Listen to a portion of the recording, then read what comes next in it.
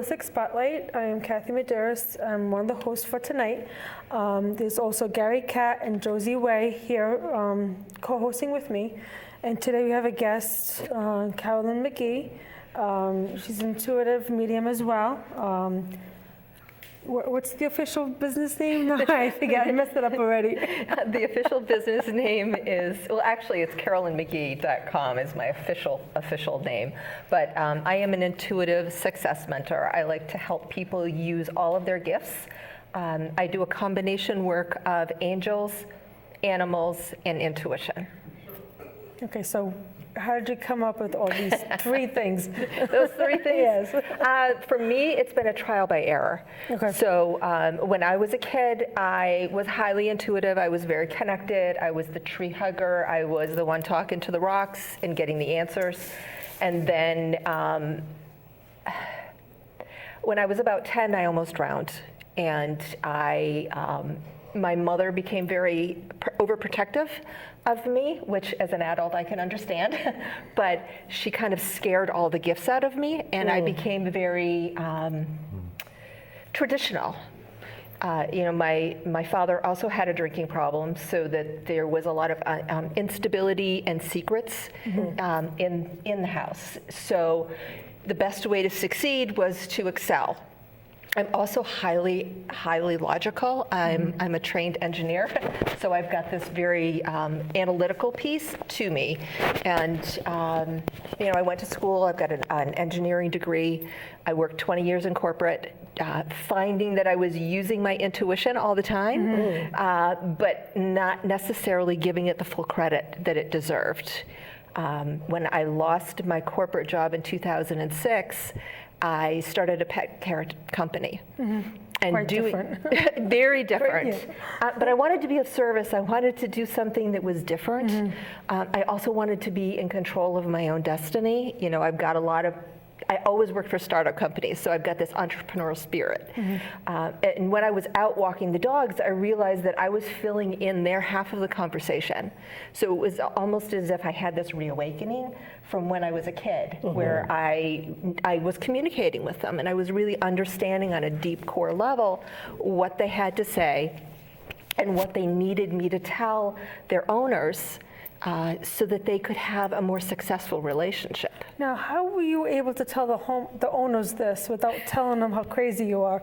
That is a great question. It depended, because I would only approach certain people, or I would say, well, I've got X number of years experience taking care of animals, and kind of side door it a little bit. Some of it makes sense behaviorally, like they're doing this because.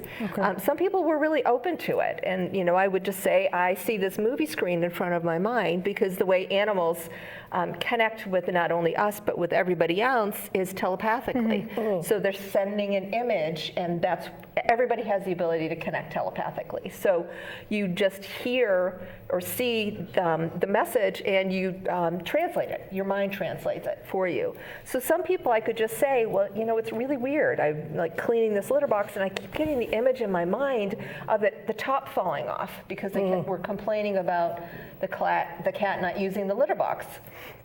And so I said, well, what do you have to lose by getting a new litter box, right? Yeah. So they get a new litter box, and it fixes the problem. And then once you start diagnosing and changing a few problems like that, then people start listening to you. So it's not necessarily that all of my pet care clients believe that I'm an animal psychic, but I get the results, and they don't really care. Well, they do care, but it's not.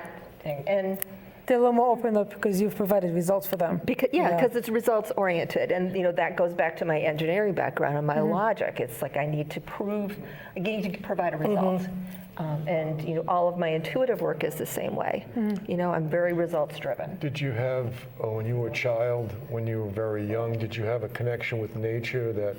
Like for me, it was crow. Crow always showed up, so crow was my totem. But until I started practicing indigenous practices, shamanic practices, I didn't know that crow was my totem. Yes. And so, do you have any sense as to what your spirit guide has sent you for an animal totem? I would say I am closest to cat energy. cats are familiars in Wiccan as well. Yep, I have a black cat. And he's Double definite. paw? No. Single paw? Single paw. But he is definitely, he came to us in a, God-given way. Yeah, And he taught me more about communicating with animals and being in my body. Right. That's the third part of my work is, intuition for me is all about being embodied. Everybody has intuition. It's not a Right. gift Right. that only certain people get. Everybody has it, and it's a matter of relearning how to get in touch with it. And if we're not present, and that's where my animal work comes in, Right. they help us be present. They help us ground. They That's help right. us, anchor. There's so many different ways that they can help open up those different possibilities that we have. My teacher used to say ground of our dwelling, G-O-D, ground of our dwelling. And he didn't have any dogs, but he loved dogs beyond word. He was like, dogs are very special. It's the unconditional, over the top, in your face love continuously. It melts me down on a regular basis. Yeah, they are really powerful. And cat energy is different because cats are there to help us grow. Right. They've got that more energy of push, and they also have that very creative, kind of sensual energy, and being logical and an engineer and kind of traumatized, I went through life very shut down. So, working with cat energy has helped me open up to be more creative and look at things in a little different way. At your own pace. Right. Yes, and nap. Yeah, that's a big one for them. It's a big one for them.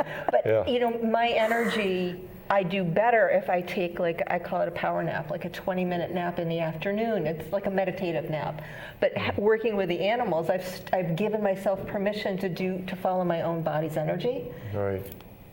Great messages to receive from the Absolutely, animal kingdom. yes. It's a great book if you want it from a Native American perspective. It's called Animal Speaks by Ted Andrews. I own it. And it has, there's a revamped version now where he added another 200 pages. Oh my goodness. Yeah. No, He I has think I've got passed the away. original. You passed Yeah. away, what, 2 Yeah. years ago? Animal speak and animal wise. Right. Ooh. And you want to, Check that out. if you like Animal Speaks, you certainly Yeah, no, I love love that. Animal Wise. Animal wise picks up animals that aren't indigenous to this To North America.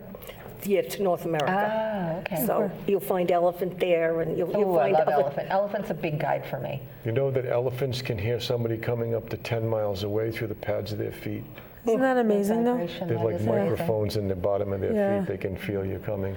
Yeah. Now, I have a question. When you were the engineer, when you were an engineer, not the engineer, how did you realize that you were using your intuition? Well, because I like to analyze things, I started keeping track of these gut instincts that I would have. Okay. And then they would start coming true. And I am highly empathic, so I would sense things. Like I would say, I don't really feel comfortable with this person, and then I would wait to see what would happen. Is it me being paranoid, or is there something coming up? And time over time, my initial sensation, my gut knowingness, or the feeling that I was getting, proved itself true. And so I started trusting it more, and developing it. Even though I wouldn't really use it a lot for myself, I wouldn't have reached out and said, "I'm an intuitive, I'm doing this." But it was more of, okay, I'm going to just test this and see how it goes. And it was just so consistent for me. Now, do you teach on intuition? I do. Okay. I do, yeah. I teach on intuition. I also teach people how to communicate with their own animals. I think it's really important for everybody to be able to do that. Okay. That, again, is not a gift either. It's something that everybody has. You just need to be trained. I actually like to say that it's more of a relearning, so that you're remembering how to do something. I teach people how to get more in touch with their intuition. And for me, my biggest teaching is, I call it healing through the heart. Okay. It's all about opening up our own hearts. For the heart's the most intuitive muscle. So we want to be in our bodies, and if we can't feel our feet, if we're not connected to energy, if our chakras aren't open, then we're not really going to be able to take that inspired action. A lot of people, I do a lot of work with angels, and a lot of people, we can get that download, you can get that sense, but if you can't take that action and move it out into the world, then there's a big energetic piece missing.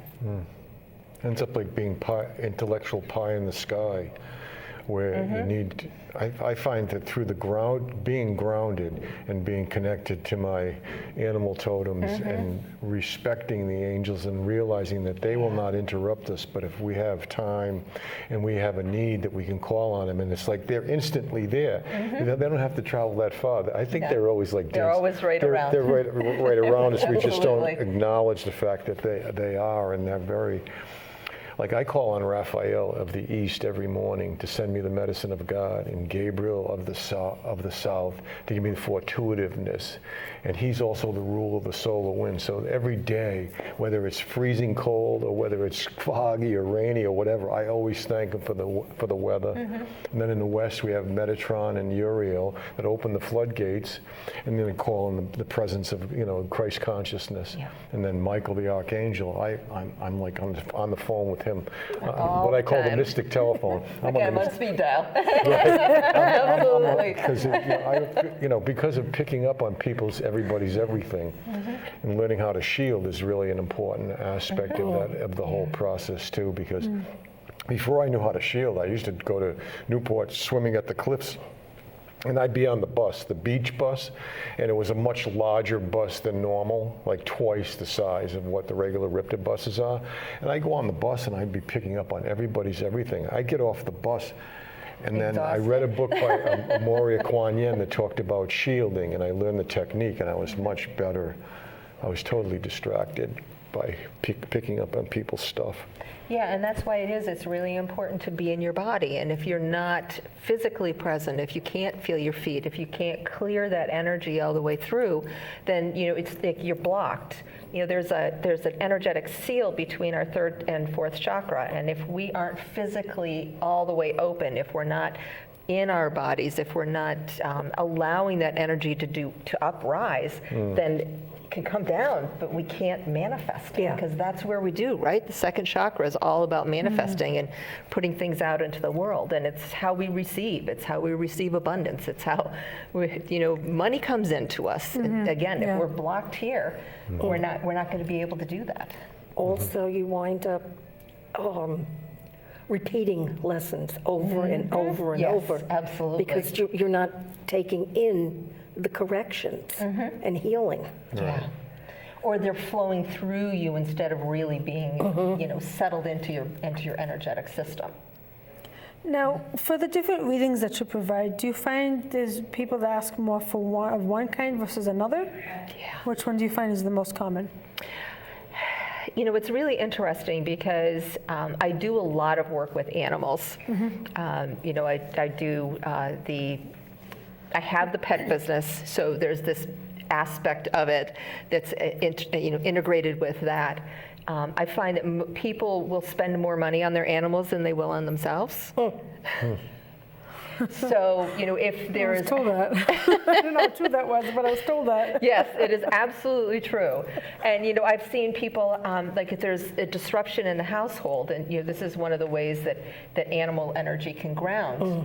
If there's a problem in the household, somebody will hire me as an animal communicator to figure out what's going on with the animal, which oftentimes then goes in and resolves an issue in the family. So, but they won't hire as an intuitive to figure out what the family dynamics are. It's really fascinating. Like the backdoor approach. It's a backdoor approach, but as long as I am able to see the big picture, and the animals give part of the information, and I'm always really transparent and say, okay, the animal did not tell me this. but my angels are saying.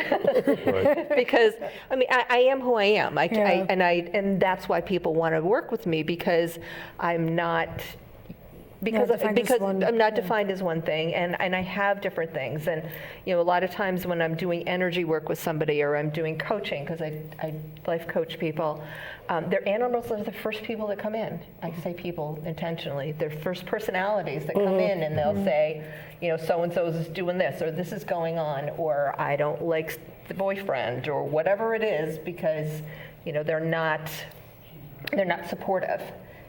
And, you know, so it's a team. It's a big team of energies that I get to work with and play with and have fun with.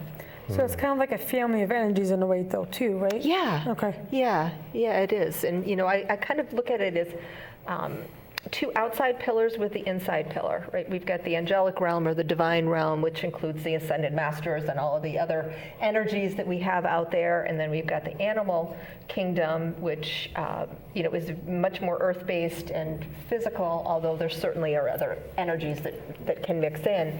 And then they are supporting the human realm, us, as in our physical bodies, to trust our own messages. Because if you're always second-guessing, you can get a message from an animal but not do anything with it because you don't understand it or you don't trust it. Or you can get a divine download from spirit. I don't do a lot of mediumship, but mediumship information will come in when it's for somebody's highest good. Yeah. When they need to know. When they it, need yeah. to know something. Yeah. It's not my strength, but, you know, actually, fair, yeah. deceased animals I do quite a bit with, but Yeah. as far as humans, I don't. Do you sometimes, I never know what to do when I get a message for somebody that I'm out and about and I get a message. And I'm never too sure what to do. What, introduce myself or, excuse me, please. That's how I approach it. I say, excuse me, I have a message from Spirit. Would you be interested in hearing it? And when the eyes glaze over and the eyes roll and they look up at the sky, I know that it's not going to happen. But sometimes people will go, you actually do? And I said, yes. And the last time it happened, I was at Shaw's, and I was with this beautiful black woman. I was walking next to her, and all of a sudden I got a message to tell her to go to Spirit Library, which is a very good website that has clairvoyant transmissions to raise the body's energy. And she said, I'll put it in my phone. She got her phone out and put it in the phone, Spirit Library, how to connect with it.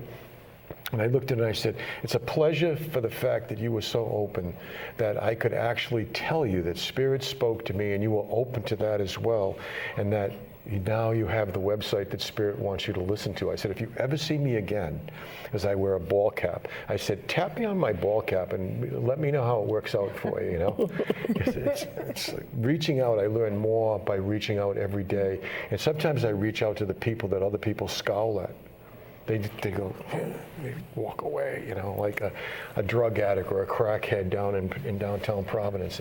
And sometimes I learn more from them in a 1-minute exchange than I will from somebody that's highly articulate and thinks that they have something they want to tell me, Right. Yeah. Right. Well, Have you gotten a message though for somebody like random though when you've been out and about I somewhere? don't, no. And part of me and my own personal energy is I set a really clear boundary of, kind of like when I'm working and when I'm not working. And my guidance from my own angels and guides, and I do a lot of work with Christ consciousness also, is, you have to wait to be asked. So for my personal energy, that's what it is. Now, if it's a close friend, I'll say, okay, this is what I'm getting. Do you want to hear it? Right. But if I'm Right. out someplace in a general area, Right. it's almost as if I'm a bubble. I might feel it, Right. but there's no. It's almost like and it's almost like they're in a bubble too. So that we can pass by, our bubbles can overlap, but there's not really that connection that is necessary. What is the most, in your experience, what was your most profound awareness when you were a child, when you were first coming into your understanding of your power? Well, as I mentioned, I almost drowned when I was, actually I think I was 9, not 10, and Archangel Ariel she stopped me from going down this river that I was in and helped me climb up to this rock and stood in front of me. And So you've had a full-blown vision of, was it your guardian angel or it was Ariel? It was Ariel. It was Ariel. And then I blocked it out for many years. It's crystal clear now. How old were you when it actually took place? 9. That's a lot to take in as a 9-year-old. Well, yeah, I mean, the trauma, I did literally almost drown. So, and then there was a lot of trauma in the family afterwards. So yes, it was a very traumatic event, and I kind of shut down at that point in time. And but it was, as I remember things, and memories start to come back, and of course, being in meditation, you see things that your mind won't oftentimes let you see. That's probably the clearest. I mean, I do remember going out and talking to animals and receiving information from them. There's an area that in northern New York where I grew up, there was a lot of Indian energy, and I remember seeing the shadows up there, Shadow people. Through the woods. But it felt more like protective rather than The anything. Native American energy, yeah, they're very strong. Yeah. Yeah. Now, we only have a little bit of time left, so how can we get a hold of you? And then I want to talk about that piece. That stone, yes. Well, there's a couple of different ways. So my website is carolynmcgee.com. Okay. And I have a really active Facebook group that I love to have people join me at. It's called Enhance Your Intuition. So you can just search it and join it. We do a lot of readings and fun games and things in there to really help people get in touch with their own energy. Okay. So those are the easiest ways. Cool. Okay, now what's You brought a friend. I brought a friend. Well, my friend brought me, really. Let's be clear about this. So in a meditation, I realized that I had a healing stone that was a partner from a previous life, and I was really strongly pulled. This is when I was first starting to really engage in this work again, and I was very strongly guided to go find it. So, so I was talking to a friend of mine about it, and she said, well, I saw these like green rocks at Marshall's. And I'm thinking, okay, Marshall's, huh? I'm gonna go Last find place you'd think. my healing stone that I've Marshall's. been missing from a past life. Going to Wally World. At Marshall's. Yeah. So, Home Goods has some nice stones too. Yeah. so I'm like, okay, I'm gonna listen. So I went to Marshall's and I walked in the door and I could start feeling almost like this energetic string pulling me to the back of the store. So I went all the way to the back and I kind of turned around. It happened to be in the home goods section of Marshall's. And I saw this green stone and I literally almost started crying because had been super glued onto a piece of wood. It was like turned into, it was horrifying. It's highly displayed. So I picked it up and it was almost as if it repelled me, so I knew it wasn't my stone. Right, right. And as I turned around to leave, this was on the bottom shelf, so obviously waiting for me. And when I picked it up, I'm gonna cry, I felt like, oh, I'm home. And so this is my partner, and the front of it, I don't know if you can see, but it actually has a heart. Oh, a little bit on the top there. Yep, right here. So there's, so this is my yearling stone, Where it is. which, right about there. And so have you received information, timely information from the stone? Yes, so this is truly my partner now. Yeah. You know, I do a number of other TV shows, I do readings, I teach, and this stone is with me all the time. Now, do you do the healings with the readings with this? You know, I do some, my work is very integrated. Okay. So especially when I'm coaching, I never know exactly where spirit's going to take me. So I'm an energy healer. I do karmic clearings. I do ancestral clearings. I do color work. So a lot of it comes through. Okay. So this is like it's almost like an amplification for me Right. with the work that I do. Since you've owned the stone and it's been with you as your partner, have you ever cleared the stone with fire or with sea salt? No, Water? I have not used either one on it. do have a very large piece of selenite that where it sits on occasion, and I use my own energy on it. It's a beautiful color. Thank you. Yes, Yeah. very healing. Very powerful, yeah. And it was amazing to me, the difference in my own energy. It was almost like there was a key, something that had been missing for me, and it activated and really opened up my ability to clearly help other people, which is what it's all about. It's a very interesting story. Very, very unexpected place. I know, and I love it. I mean, it's a beautiful piece, and it's like a partner now. Yeah. It's very cool. Now, how long ago did you find that, though? Was it like past couple of years?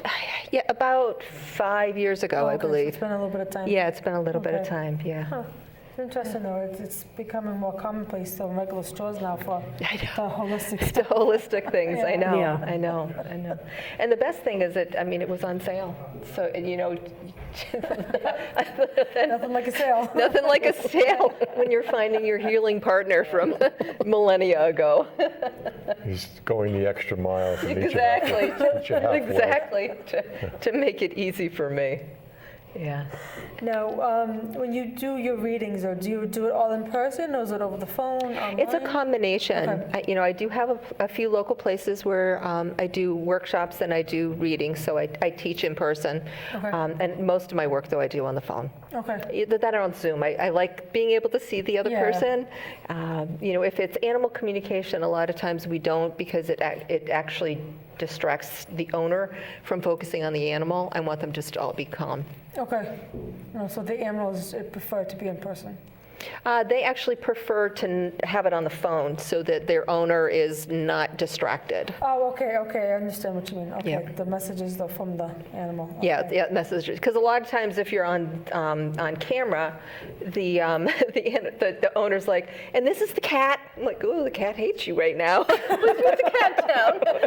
I don't want to be shoved like that, Does though. not want to be shoved into the computer screen. Oh, my You goodness. know? We now have more problems than we started out with. Exactly. Now they're angry at you. You gotta let that go. Oh, goodness. That's very interesting. So your website is CarolynMcGee.com. CarolynMcGee.com. So Yeah. that's probably the easiest way to get a hold of you. Yes, yeah, you can Okay. definitely do that. And I've got a real fun free gift there on journaling with your intuition. So if anybody wants to check it out, I love having people learn about themselves. Okay. Really, that's what it's all about for me. Now, what kind of classes do you have coming up? Are there to be scheduled?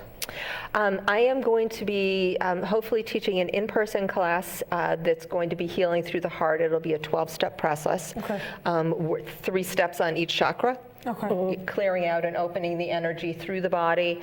I'm also going to be doing an online class to help people embody their intuition. Okay.